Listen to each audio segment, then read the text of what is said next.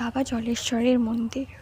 জায়গাটাও না ভারী সুন্দর, একটা স্নিগ্ধ জায়গা, গ্রাম্য পরিবেশ তো তাই আরও সুন্দর। আর এই যে পুকুরটা দেখছো, এটা হলো বাবা জলেশ্বরের পুকুর। এই পুকুর, এই মন্দির নিয়ে আমার মায়ের ছেলেবেলায় অনেক গল্প শুনেছি। আর শুনলে তো, আমার মায়ের এই জায়গাটা নিয়ে কত আবেগ আছে জানো তো। আমারও খুব ইচ্ছা ছিল এই মন্দিরে এসে আমি একদিন পুজো দিই। অনেক বাধা, মানে অনেকবার দেবো দেবো করে আর হয়ে ওঠেনি। ফাইনালি আজকে আমি দেবার সেই সুযোগটা পেয়েছি। এটা হলো বাবা জলেশ্বর মন্দিরের বাবা। এরও না একটা স্টোরি আছে জানো, এই শিবলিঙ্গটারও। তোমাদের নয় পরে কোনো একদিন শোনাবো এই শিবলিঙ্গর গল্পটা।